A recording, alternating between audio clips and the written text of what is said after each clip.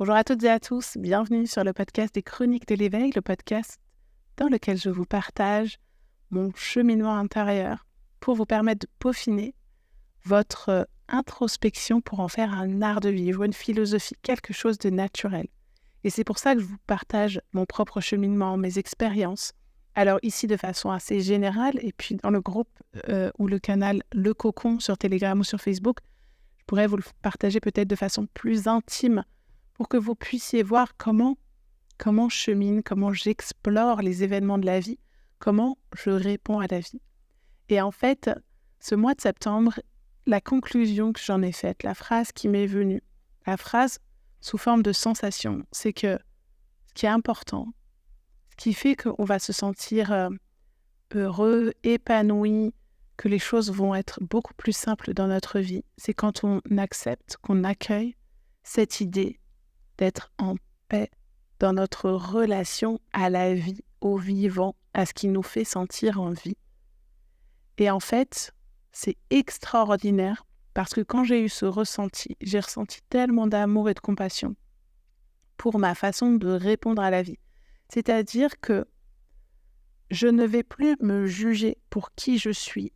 Je ne vais pas chercher à avoir confiance en moi. Je ne vais pas chercher à m'aimer tout le temps. Parce que j'ai conscience aujourd'hui que c'est normal, c'est biologique, c'est physiologique, que par moment dans la journée, on soit traversé par des états qui font qu'on va culpabiliser, qui font qu'on va procrastiner, qu'on va être en colère, qu'on va être frustré, qu'on peut être envieux, qu'on peut pendant un moment se comparer. Mais je sais aussi que c'est passager, parce que c'est un état, et que ça va changer, et que de cette manière, quand je traverse des moments difficiles dans lesquels je vais me sentir impuissante, par exemple face à la situation d'un proche qui est dans une grande souffrance, eh bien, je vais me connecter aux émotions que je ressens, donc la tristesse, la colère de ne pouvoir rien faire. Je vais accueillir ces émotions pleinement en me disant c'est normal d'être en colère, c'est normal d'être triste, d'être frustré parce que je ne peux pas changer ce que cette personne est en train de vivre, je ne peux rien faire pour empêcher qu'elle vive ça, je ne peux pas lui retirer sa douleur et sa souffrance.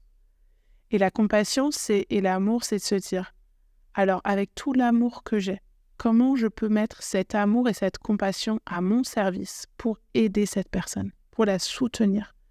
Et ça inclut que j'arrête de me faire des films, de me raconter des histoires sur le comportement que je suis censée avoir.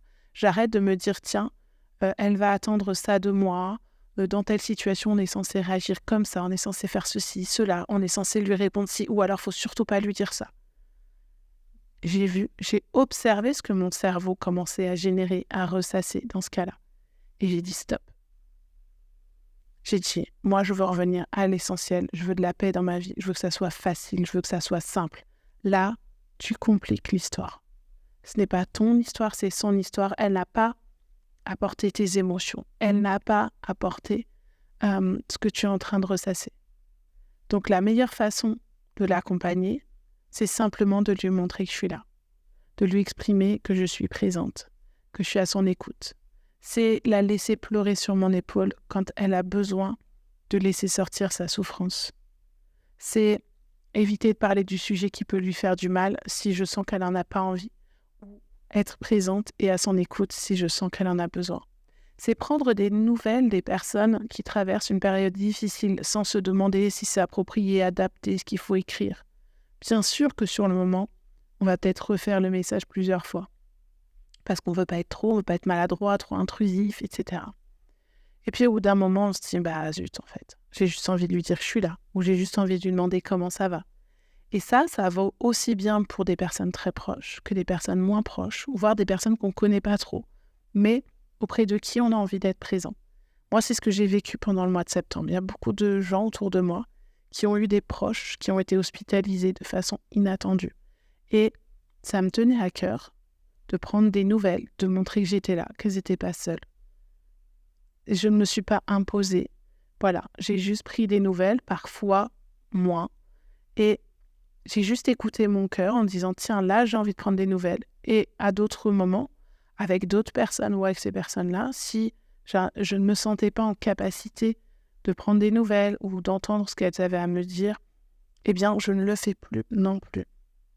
Et en fait, se respecter, être honnête vis-à-vis de soi et de ce que l'on ressent, de ce que l'on désire, et ne plus faire les choses parce qu'on pense qu'on attend de nous un certain comportement, une certaine attitude, eh bien, ça change tout.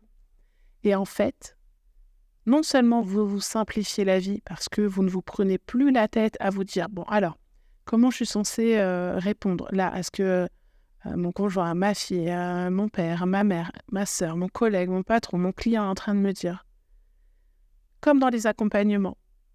Maintenant, quand j'ai des accompagnements, j'accueille, j'écoute, je m'adapte au fur et à mesure de la séance. Bien sûr qu'il y a certains protocoles de défini que j'ai appris, mais en fait, j'adapte ce protocole plus ou moins à la séance. Je laisse faire les choses, je laisse la personne s'exprimer. Eh bien, c'est pareil. Quand mon amoureux va me raconter sa journée, va me parler de choses qui le préoccupent, je vais arrêter de me dire « Alors attends, je suis censée lui répondre ceci, lui répondre cela. » Soit je réponds pas, soit je ne vais pas donner d'avis, soit si je sens qu'il est en attente, je vais exprimer mon avis, mais sans lui imposer quoi que ce soit. Et en fait, quand petit à petit, on explique simplement ce qu'on ressent, ou alors on a envie un petit peu d'alerter les gens, de les éveiller à certains sujets, comme de la même façon, je peux le faire lors de dîners avec des voisins, avec des gens que je connais même pas forcément beaucoup, qui vont parler de sujets d'actualité, de sujets importants. Eh bien, je vais oser exprimer mon avis. Je vais exprimer quelque chose, une nouvelle approche, une nouvelle façon de percevoir les choses, parce que je sais que je ne perçois pas les choses de la même manière que les autres personnes, et qu'on a été tellement conditionné que parfois le collectif va réagir en fonction de ce qu'il a entendu à la télé, collectif ou une ou deux personnes. Et c'est en cela qu'on voit qu'il y a certaines personnes aussi qui sont aigries par la vie, qui ne sont pas en paix dans leur relation à la vie, dans leur relation à eux-mêmes, dans leur relation aux autres, parce qu'ils vont être tout le temps en train de se plaindre, en train de critiquer les décisions à droite à gauche, en train de faire des généralités. Et là, on sent, quand les gens s'expriment, qu'ils sont toujours dans la revendication, dans la révolution. Et je me dis, mais qu'est-ce que ça doit être fatigant? Et on le voit, ce sont des personnes qui vont être addictes à quelque chose, qui vont mal dormir, qui ont des problèmes de santé, qui sont stressées. Et ça ne veut pas dire que ce sont des bonnes ou des mauvaises personnes. Ce que je veux dire, c'est que dans leur intelligence émotionnelle, leur capacité à observer, comprendre leurs émotions, eh bien tout ça, souvent, c'est refoulé par esprit de protection, tout simplement. Et donc, c'est plus facile de se focaliser sur ce qu'on entend de l'extérieur et répéter ça comme une vérité. Et en fait, je me dis que ces gens-là, ces personnes-là, je vois à quel point elles sont en souffrance, à quel point elles sont malheureuses, et c'est pour ça que je ne les juge pas, mais c'est là que je sens le décalage avec moi qui fait que le fait d'avoir travaillé sur mes insécurités, d'avoir appris à accueillir ce que je ressentais, à accueillir que parfois je pouvais me tromper aussi, que je ne savais pas tout, à justement lâcher ce besoin de contrôle et cette impression de savoir certaines choses, eh bien, ça m'a permis d'accéder à de nouvelles ressources. Des nouvelles ressources, c'est être en capacité de demander de l'aide à quelqu'un sans se sentir redevable, sans se sentir dévalorisé. C'est être capable d'avoir accès à certaines connaissances sur certains sujets et de se dire, comme là, quand je me suis sentie impuissante, de se dire, grâce à la formation que j'ai faite sur la régulation du système nerveux, je sais que là, l'impuissance, c'est quelque chose, c'est une peur archaïque et que c'est physiologique. Le corps a l'impression qu'on va mourir dans ces moments-là. Donc, je sais que c'est un état passager et que ça va changer. Donc, ça m'aide pour ne pas rester bloqué, pas me raconter des histoires par rapport à ça et pas renforcer ce sentiment d'impuissance. Je vais écouter en quoi je me sens impuissante. Et notamment face à la détresse et à la souffrance de quelqu'un, eh bien, je ne vais pas culpabiliser ou me juger parce que je ne peux rien faire. Je vais lâcher prise sur ce que je ne peux pas contrôler, sur ces choses sur lesquelles je n'ai aucun pouvoir pour me reconcentrer sur les situations, les comportements sur lesquels j'ai du pouvoir justement pour être pleinement dans ma puissance dans le sens que je vais déborder d'amour et de compassion, d'empathie pour cette personne et que je vais me sentir remplie de tout cet amour pour pouvoir le redistribuer à mes proches ou aux personnes que j'apprécie, qui ont les mêmes valeurs que moi, que que je vais voir régulièrement pour les soutenir sans attente. Pas parce que je veux prouver que je suis quelqu'un de bien, mais juste parce que c'est quelque chose que je ressens à ce moment-là. Et pour moi, en fait, c'est ça, être entier. Être entier, c'est pas... Alors, être entier, pas entier. Être entier, entière, vrai, authentique, c'est simplement ça. C'est pas se poser la question, est-ce que ça ou ça, c'est bien ou c'est mal. C'est suivre simplement ce que l'on pense, ce que l'on dit et ce que l'on fait et que ça soit aligné. C'est incarner dans notre posture et dans notre attitude ce que l'on pense et ce qui nous anime. Et donc, pour ça, il faut le connaître. C'est pour ça que je parle d'introspection, de connaissance de soi, de compréhension de soi. Il faut se rencontrer. Il faut avoir le courage d'observer ce qui se passe en nous, que ça soit dans les moments agréables ou dans les moments désagréables. Et c'est pas, je prends 1 heure, je vais à une thérapie, je vais le faire à ce moment-là, et puis après, je referme tout. Non, justement, c'est dans chaque moment du quotidien qui vient nous bouleverser. Et qui vient nous bouleverser aussi dans les moments agréables, quand on sent qu'on vit quelque chose d'exceptionnel, mais qu'on est coupé de nos émotions, qu'on n'arrive pas à recevoir un cadeau, qu'on n'arrive pas à accueillir un compliment, qu'on a des difficultés à accepter d'être invité quelque part. Apprendre à recevoir est aussi important qu'apprendre à donner. J'avais fait des épisodes là-dessus au moment des fêtes de fin d'année. Et être connecté à soi, c'est être connecté à la vie, au vivant. Donc, être en paix avec soi, c'est être en paix avec la vie. Être en paix avec la vie, c'est être en paix avec soi et donc être en paix avec les autres. Parce qu'on voit dans les moments où on n'est plus dans le mental et dans le contrôle, justement dans ces moments où on se sent impuissant face à la souffrance de quelqu'un, à quel point on peut être relié, à quel point on est interconnecté avec les autres humains. Et en fait, je lisais un livre que j'ai trouvé par hasard, qui s'appelle « Vivre la méthode », je crois. Et il nous explique pourquoi on a cette impression aujourd'hui, il a été écrit il y a quelques années, pourquoi on a l'impression aujourd'hui de vivre avec une déshumanisation des gens. Parce qu'autant il y a un éveil qui se fait, mais il y a aussi beaucoup de haine, beaucoup de critiques, beaucoup de jugements, beaucoup de violence dans les faits divers, dans la collectivité, dans le pays dans lequel on vit. Les gens ont une façon de réagir sans filtre, avec une extrême violence dans leurs mots, dans leur attitude. Et en fait, il explique dans ce livre que au début de l'humanité, c'était les femmes qui étaient connectées à la nature, qui avaient un petit peu ces dons comme des déesses celtiques de guérir, des dons de guérison par les plantes qui se connectaient à la nature, au cycle de la nature, et les gens les respectaient pour cela. Puis il y a eu le christianisme, et on a fait passer ces femmes pour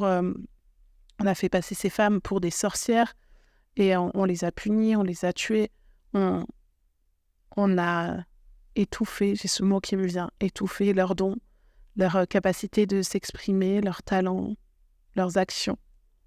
Et en fait, si on regarde à l'échelle de l'humain, du coup, il a perdu sa mère qui était représentée justement par la terre, par la nature. On dit la mère-terre. Donc, on a tué sa mère. Après, on lui a fait croire qu'il y avait un Dieu là-haut qui jugeait tout ce qu'il faisait, et que s'il n'était pas à la hauteur de ce qu'on attendait de lui, il ne serait pas accepté au paradis. Donc, on a eu un père un peu dictateur, quoi, un peu que dans l'éducation, pas du tout dans le soin. Et un enfant, il a besoin qu'on prenne soin de lui, qu'on le sécurise. Là, ça a été tout l'inverse. Et donc après, il y a eu la Renaissance avec tous ces artistes qui sont venus un peu contrer tout ça. Et donc, on s'est retrouvé orphelin. L'humain s'est retrouvé orphelin parce que il n'a plus sa mère. On n'arrête pas en plus de dire que l'humain détruit la terre. Donc, on n'a pas de respect pour sa mère nourricière. On n'a pas de respect pour son père. L'image du père et du Dieu sont complètement détruites, ou alors servent aujourd'hui à faire quelque chose d'innommable. Donc, l'humain, il est sans repère et donc il réagit comme un adolescent. Et un adolescent, quand il est perdu, quand il est en réaction, quand quelque chose vient appuyer sur le bouton des insécurités, qu'est-ce qu'il fait? Il va être dans l'opposition, il va être dans les crises, il va être dans la violence, dans le rejet.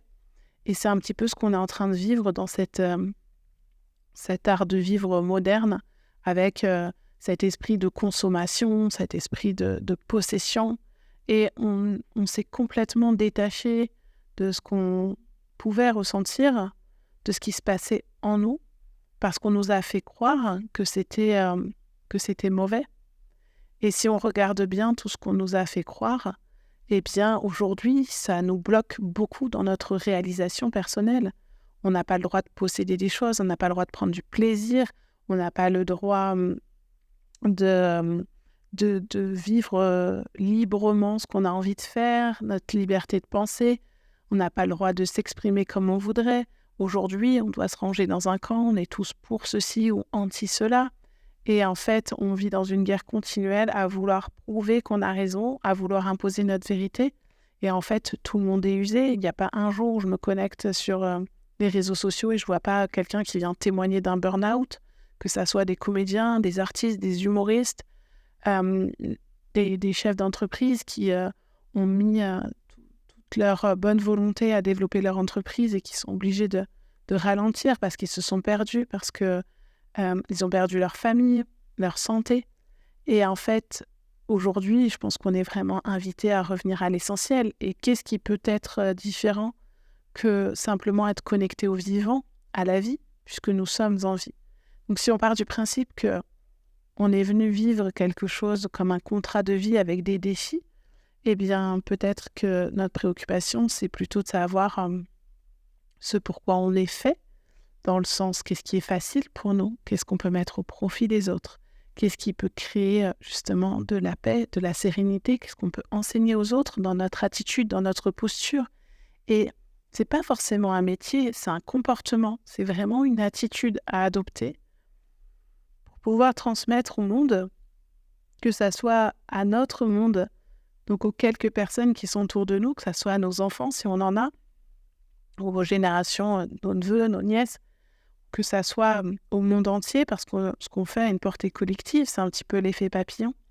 Si je suis bienveillante avec quelqu'un, si je lui montre qu'il peut s'autoriser à être lui-même, eh bien lui va oser se donner aussi la possibilité de l'être et inspirer d'autres personnes, ainsi de suite. Et en fait, moi, c'est ça que j'ai envie de faire, c'est créer un mouvement où les gens se disent qu'ils peuvent vivre en pleine conscience, en pleine confiance, parce qu'ils ont fait de l'introspection un art de vivre. Et en fait, presque, on n'aura même plus besoin de le spécifier. Et ça sera quelque chose de naturel, comme de conduire, comme de danser. Au début, quand on apprend à danser, eh bien, on compte les pas, on compte le rythme. On se marche sur les pieds, on se bouscule. Et après, c'est fluide. Après, on écoute le rythme. On s'adapte au rythme de la musique. Et la vie, c'est la même chose. L'objectif, c'est de s'adapter au rythme de la vie avec ses cycles et laisser mourir des parties de nous, parce que quand on s'y accroche, quand on s'accroche aux versions de nous, de notre enfance, de notre adolescence justement, eh bien on va réagir encore comme un enfant ou comme un adolescent. C'est pour ça que j'avais créé l'atelier Prends ta place, parce que bien souvent quand on craint le jugement, notamment le jugement de nos proches et notre famille, eh bien c'est parce qu'on réagit encore comme l'enfant ou l'adolescent que nous étions. Et donc cet atelier vous invite à aller explorer concrètement, mettre en conscience concrètement comment vous réagissez, quelles sont vos attentes pour pouvoir modifier, corriger les choses. Parce que quand on n'en a pas conscience, on ne peut pas les modifier. Et donc, c'est de se dire, est-ce qu'on ne pourrait pas arrêter de vouloir toujours plus, de toujours focaliser sur ce qui ne va pas, sur ce qui nous manque? Le cerveau le fait déjà bien naturellement. Mais est-ce que justement, on ne pourrait pas enfin adopter une posture avec notre conscience d'adulte en se disant « bah ouais, j'ai vécu tout ça et aujourd'hui, c'est ce qui fait qui je suis. Ça a façonné mon identité parce que le manque de mère fait que dans mon rôle de mère, c'est non négociable que d'être présente et de créer une relation forte, une relation de confiance avec mon enfant. C'est ce qui fait que si dans l'adolescence, j'ai été abusée, harcelée et que je n'ai pas été entendue par mes proches, par mes parents, par mes enseignants, eh bien aujourd'hui, je vais mettre un point d'honneur à écouter ce que les gens me confient dans leurs blessures, dans leurs secrets, pour pouvoir être présente, pour pouvoir éventuellement faire le nécessaire, vous les aider à faire le nécessaire pour qu'ils soient reconnus en tant que victimes.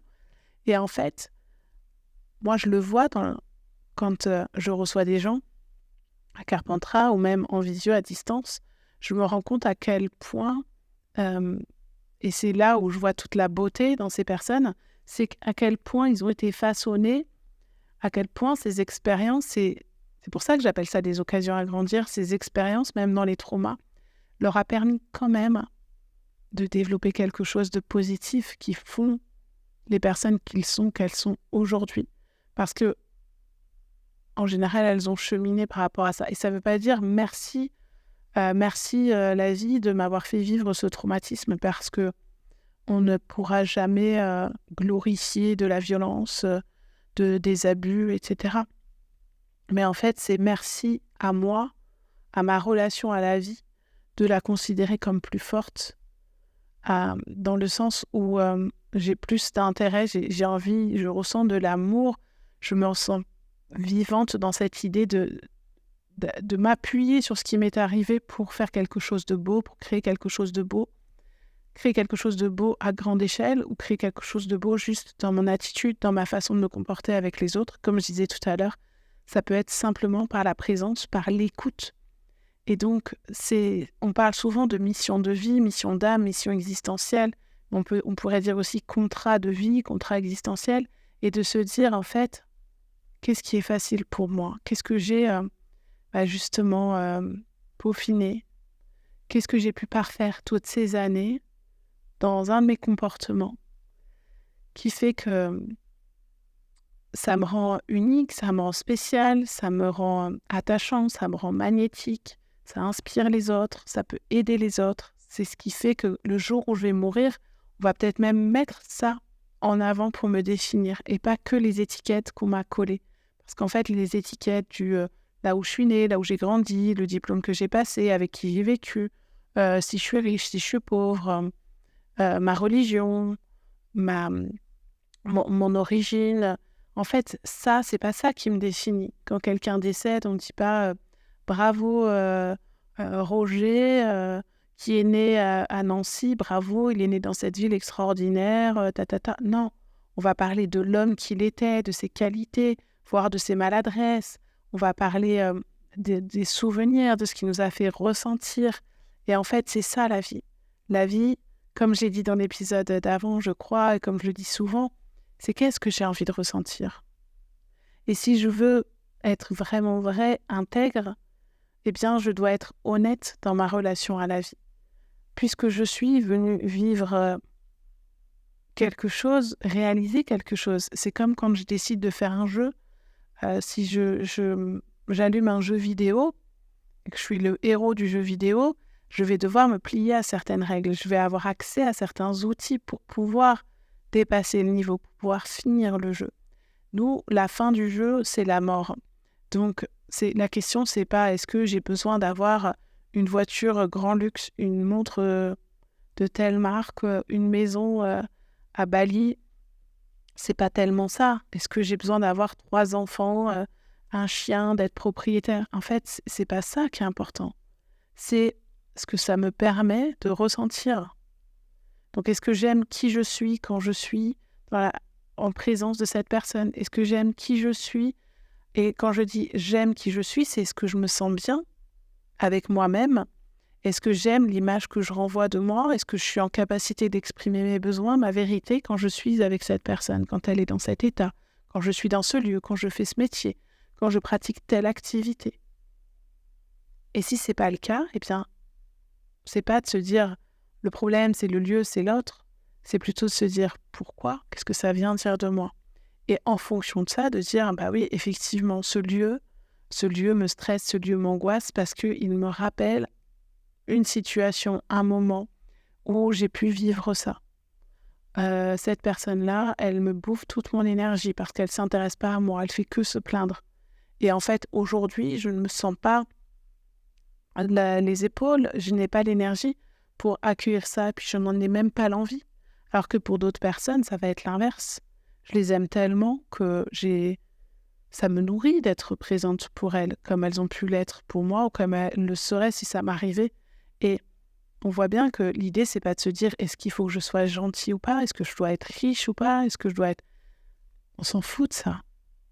Ce qui est important, c'est quelle relation, comment je me sens dans cette situation, comment je me sens quand j'ai ce comportement-là, avant, pendant, après. C'est vivre vraiment pleine conscience, que ça soit quand je mange quelque chose, que ça soit quand je suis au téléphone avec quelqu'un, que ça soit quand je crée quelque chose. Comment je me sens? Et plus je me sens en paix, et si je suis en paix, ça veut dire que je suis en vagal ventral, donc ça veut dire que je suis dans une sérénité, que j'ai accès à une lucidité.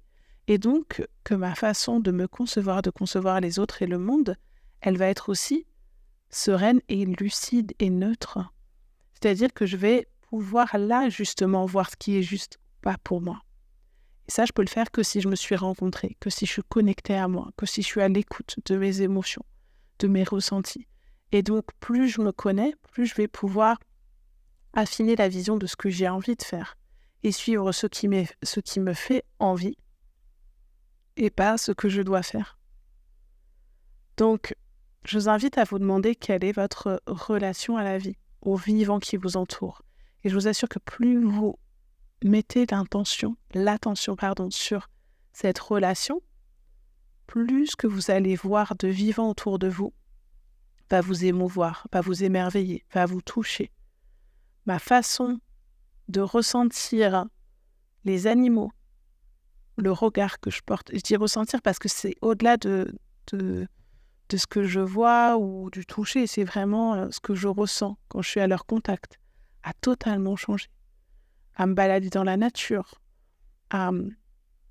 D'ailleurs, au mois de septembre, quand on a eu des moments difficiles, des choses difficiles à annoncer à nos enfants, ou des moments difficiles à traverser avec eux, on l'a fait à l'extérieur, contact de la nature.